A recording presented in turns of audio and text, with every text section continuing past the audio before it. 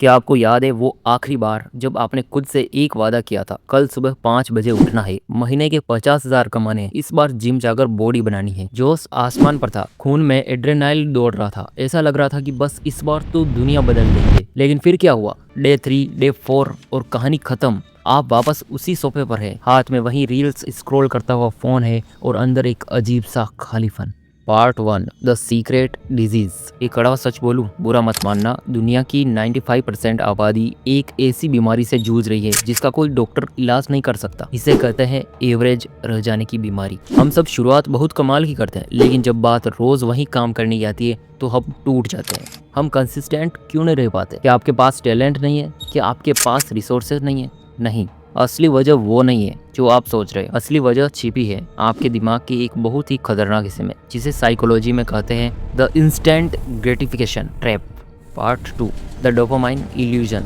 हमारा दिमाग आज से 10,000 साल पहले डिजाइन हुआ था। उसे सिर्फ दो चीजें समझ आती है, खतरे से भागो और जहां से मजा मिले उसे तुरंत लपक लो। जब आप सोचते हो कि मुझे आईएएस बनना है या मुझे कोडिंग सीखनी है, तो आपका दिमाग कहता है भाई इसमें मेहनत है और रिवार्ड 2 साल बाद मिलेगा। इतना सब्र किसके पास है? तभी फोन बजता है, एक लाइक आता है, एक रील स्क्रॉल होती है, दिमाग को तुरंत 0.1 सेकंड में खुशी मिल जाती है। कंसिस्टेंसी इसलिए नहीं टूटती कि आप आलसी हो, कंसिस्टेंसी इसलिए टूटती है क्योंकि आपको बोरिंग होने से डर लगता है। एवरेज लोग बोर्डम को बर्दाश्त नहीं कर पाते, उन्हें हर दिन नया रोमांच चाहिए। लेकिन कामयाबी तो एक बेहद उबाऊ रास्ता है। पार्ट 3, द कर्ज ऑफ थर्ड डे। चलो एक एक्सपेरिमेंट करते हैं। आपने नोटिस किया है मोटिवेशन का असर सिर्फ 48 घंटे रहता है। डे 1, आप सुपर हीरो हो, आज तो 8 घंटे पढ़ूंगा। डे 2, थोड़ा सिरदर्द है पर चलो कैसे भी करके कर लेते हैं। डे 3, यहाँ आता है असली विलेन। डे 3 को आपका दिमाग आपके खिलाफ राजनीति करना शुरू कर देता है। वो आपको बहाने देता है, आज बहुत ठंड है, आज मूड नहीं है, एक दिन नहीं करेंगे तो क्या ही बदल जाएगा। और जैसे ही आप उस दिन रुकते हो,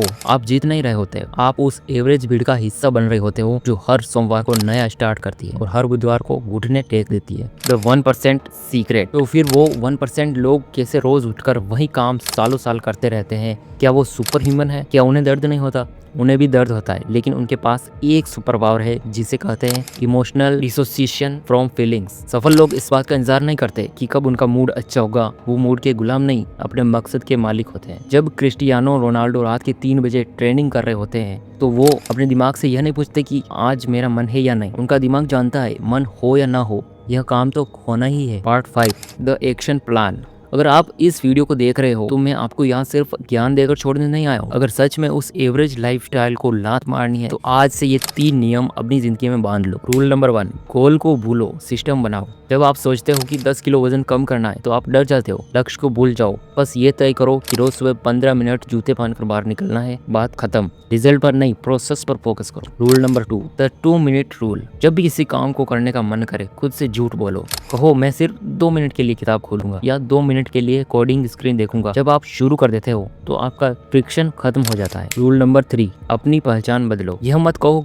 कि मैं सुबह उठने की कोशिश कर रहा हूँ, कहो मैं एक सुबह उठने वाला इंसान हूँ। जब आप अपनी पहचान बदल लेते हो तो आपका दिमाग उस पहचान को सही साबित करने में लग जाता है। Part 6, the emotional ultimatum. दोस्त, वक्त बहुत तेजी से निकल रहा है। आज आप 18 के हो, 22 के हो या 25 के। आपको लगता है कि आपके पास बहुत समय है, लेकिन एक दिन आप 30 के हो जाओगे और उस दिन जब आप पीछे मुड़कर देखोगे तो सबसे ज्यादा दर्द किस बात का होगा पता है? इस बात का नहीं कि आप फेल हो गए, बल्कि इस बात का कि मैं और बेहतर कर सकता था, काश मैं उस दिन रुका नहीं होता। आपके माता पिता बूढ़े हो रहे हैं, आपकी ख्वाहिशें आपका इंतजार कर रही है और वो जो आपका फ्यूचर वर्जन है वो आपसे भीख मांग रहा है। प्लीज आज गिव अप मत करना। एवरेज रहना एक चॉइस है और कंसिस्टेंट रहना एक जिम्मेदारी। फैसला आपका है, आज भी डे 1 समझकर सो जाना है या आज से वाकई डे 1 की शुरुआत करनी है।